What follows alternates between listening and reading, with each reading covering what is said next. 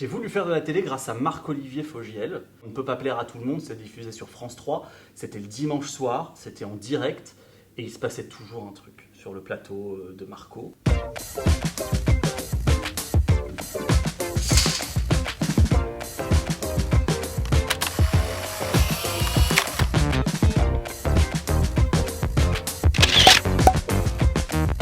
Une journée de dingue professionnelle pour moi, c'est une journée où on ne peut rien prévoir. C'est quand tout nous tombe dessus et qu'on s'y attend pas. Voilà, donc on en a eu pas mal l'année dernière, des journées de dingue, quand il y a quelqu'un qui meurt, quand il y a un attentat par exemple, parce que tout s'enchaîne et qu'on ne peut rien prévoir et qu'on est sans filet. C'est quand le stress, qu'on gère plutôt bien, se transforme en adrénaline. Là, ça devient une journée de dingue. Je n'oublierai jamais le jour où Lady Diana est morte. C'est vrai que c'est mon premier lien télévisuel à une grosse information comme ça. J'étais petit, je me souviens que je me réveille, je vais dans la chambre de mes parents et ils étaient scotchés devant la télévision. Donc j'ai compris le pouvoir de l'information sur les gens, mais j'ai aussi compris le pouvoir de l'information sur les journalistes. Parce que je me souviens très bien de la frénésie autour de cet accident. Et je pense qu'inconsciemment, ça m'a donné aussi envie de faire ce métier de journaliste. J'étais absolument fan, et ça c'est grâce à YouTube, du divan d'Henri Chapier. Et à une époque, je me suis dit, mais mon rêve, un jour, c'est de présenter le divan d'Henri Chapier. Et Marc-Olivier Fogiel l'a fait, dis donc. C'est un concept qui est simple, ça fonctionne, parce que c'est une forme d'introspection, mais toujours très respectueuse. Et que pour une fois, l'intervieweur fasse dos à l'interviewer, je trouve ça dingue, et ça m'emmène vers une autre émission que j'adorais, qui est un peu le même principe, sauf que pour le coup, l'intervieweur est dans son oreille, c'était en aparté, de Pascal Clark.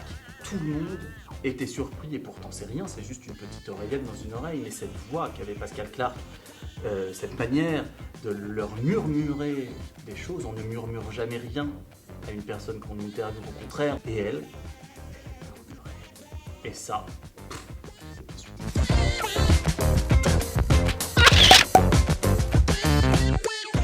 J'étais quelqu'un d'autre, la reine Angleterre. Ouais. Elisabeth II, parce que Elisabeth II quoi, la couronne, le château, les calèches, ça pourrait être rigolo tiens, j'aimerais bien, je m'améliore en anglais.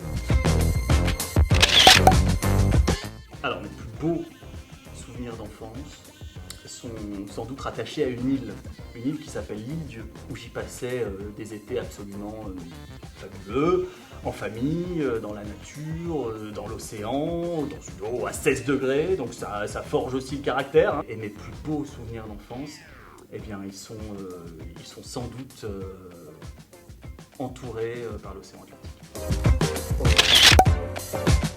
Un détail qui tue, ce sont peut-être mes tatouages, que je ne vous montrerai pas, parce que sinon ça risquerait de vous tuer.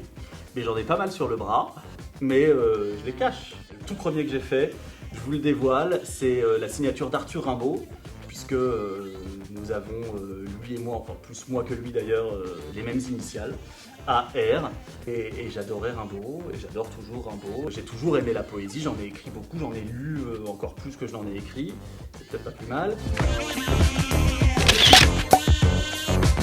L'œuvre qui a changé ma vie, elle est liée à l'endroit où je suis né, puisque je suis né à Verdun.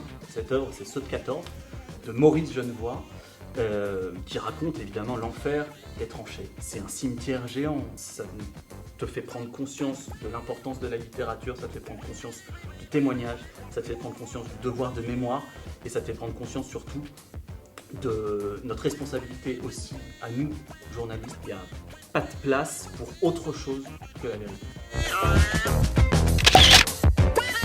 Queen, Freddie Mercury, Bohemian Rhapsody, chef-d'œuvre ultime, et Dalida.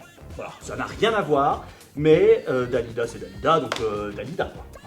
Moi je veux mourir sur scène. Non, vous ne m'aurez pas.